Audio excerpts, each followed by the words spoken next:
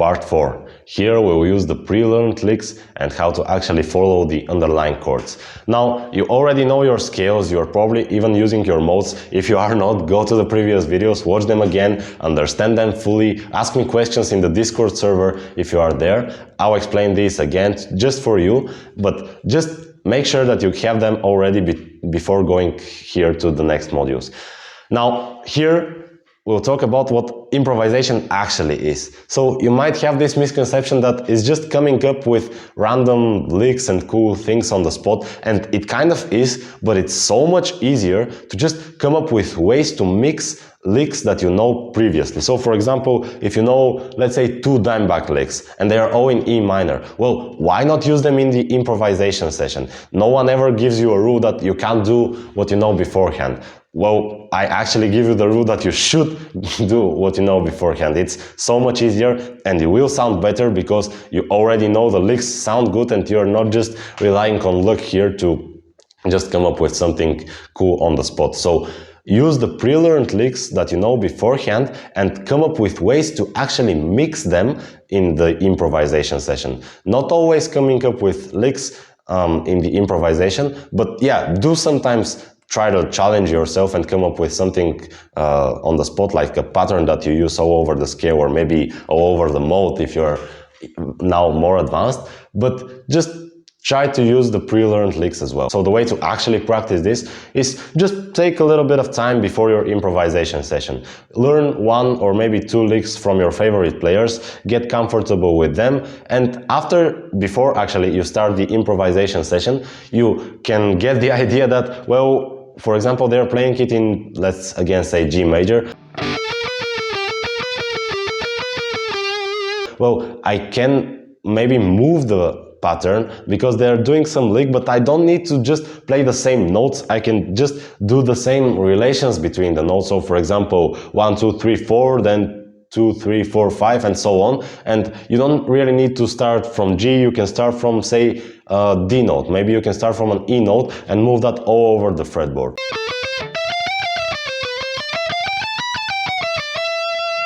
So this way you actually expand the portion of the fretboard that you're using, and you'll sound better and you'll be more confident in yourself after you start improvising, like you already know something that sounds good, right? Really, most people aren't going to know if you know the lick beforehand or you just come up with this. So I do encourage you to actually think about what you're doing in between the licks and which notes you finish on. Now, of course, we talked about phrasing, and to answer that question, which notes do you actually finish on? Well, it's either the 3rd, the 5th, or the 1st degree of the scale. However, taking it 1 level up is actually not only following the key, because in G major, well, we have the A chord as well. So if we take that 1 level up, we can also follow the underlying chords, not only the key. Like, we don't only need to think of G major, we can think about what's going underneath our current solo. So for example, if we're playing in G major and there comes an A chord, well, why not finish on the note A? It would sound super good, like it would sound super experienced. And to give you a song that actually uses this is, and you probably know the song. So the song is Fade to Black and the solo is the second one from it. So you can see how they go first from A minor, then C major, then G major and E minor. And the solo actually does some things in terms of phrasing. It always finishes on the root note of the underlying chord. So first it finishes on the A when there is an A minor chord, then it finishes on the C note when it's a C major chord, then it finishes on the G when the G major chord, and on E when there is an E minor chord underneath that.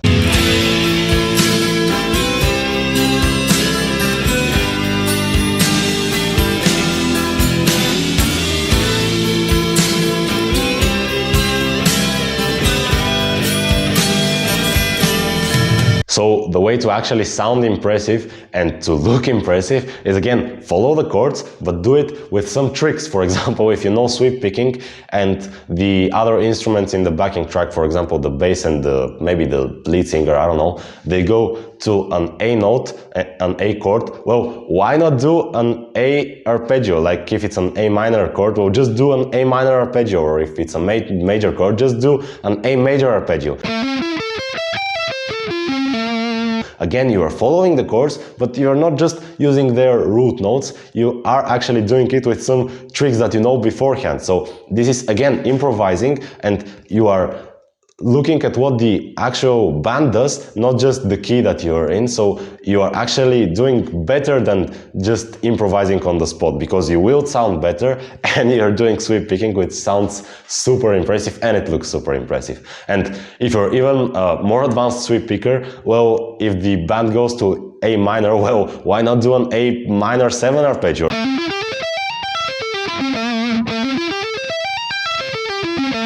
Or maybe do some tapping arpeggios, who knows? You can do whatever you like. If you follow the chords, you will sound so much more advanced than if you just follow the key. So to recap, learn licks before your improvisation session, and when you start the improvisation session, you'll be more confident, you know that you will actually sound good because, well, you know these licks and you can move them around the fretboard, and in between the licks, when you think of how you can merge them, well, you can accent the underlying chords. For example, if it's a G major chord, we'll just play a G note, or don't be afraid to throw some sweep picking arpeggios, or maybe even tapping arpeggios. Whatever your kind of way to follow the underlying chord is, just do it in between the licks.